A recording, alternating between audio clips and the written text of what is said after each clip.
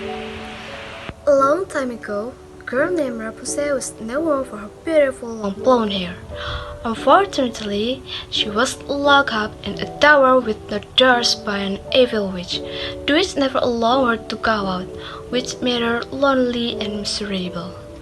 One day, a handsome young prince heard her voice and fell in love with her. Both of them decided to flee, but somehow the witch came to know about it. She cut down Rapunzel's long beautiful hair and cast a spell on her. The witch led her to live in a lonely desert. The witch also cast a spell on the prince that made him go blind and left him to wander in the dense forest. After many years of wandering, the prince and Rapunzel finally met. Rapunzel was happy seeing her prince, that she started crying, and a few of her tears fell in the prince's eyes. This brought back his eyesight, and both lived happily ever after in their kingdom. Assalamualaikum warahmatullahi wabarakatuh.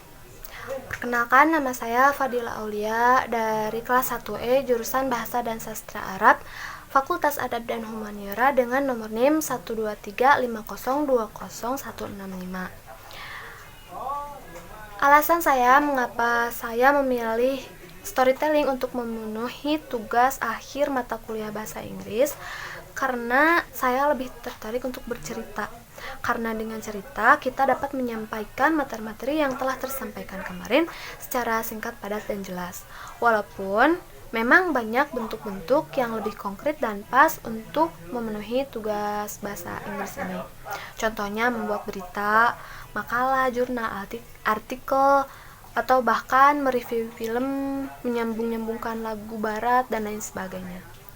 Nah, setelah ini saya akan menjelaskan kembali materi-materi yang telah tersampaikan kemarin agar lebih dapat dipahami khususnya untuk saya pribadi. Materi pada pertemuan ke-9 yaitu past tense.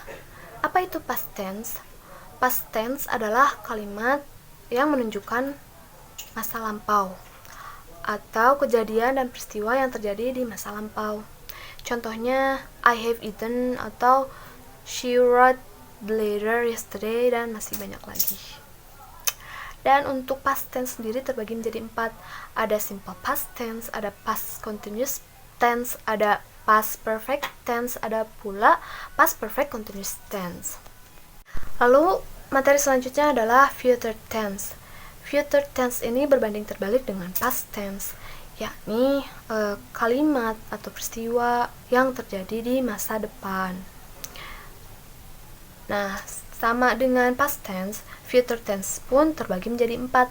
Ada simple future tense, ada future continuous tense, ada future perfect tense, ada pun future perfect continuous tense. Materi selanjutnya adalah positif, negatif, dan interrogatif. Positif ialah yang menunjukkan kalimat yang benar-benar terjadi atau benar-benar adanya. Berbanding terbalik dengan negatif. Kalau negatif itu lebih ke tidak atau yang mengandung kata no, not. Lalu ada pun interrogatif ialah kalimat tanya, yang mana tujuannya untuk memastikan suatu informasi. Materi selanjutnya adalah passive voice, yang mana passive voice ini fokusnya pada objek tindakan, bukan orang yang melakukan tindakannya. Contohnya, the cake made by grandma. Nah, pasif di sini adalah made, bukan tertuju pada grandmanya, tapi tertuju pada made-nya. Materi selanjutnya adalah modal auxiliary.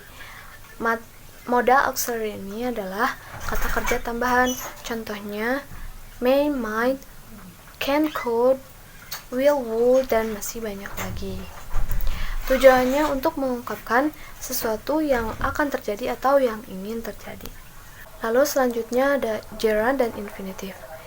Gerund ini adalah bentuk kata kerja yang diakhiri verb ing, yang mana berfungsi sebagai kata benda. hampir sama dengan infinitif. Infinitif itu adalah kata kerja yang berfungsi sebagai kata benda atau kata sifat yang diawali dengan tu dan memiliki fungsi tertentu. Dan materi terakhir adalah question text, yang mana question text adalah klausa pendek dari pernyataan dibuat menjadi pertanyaan.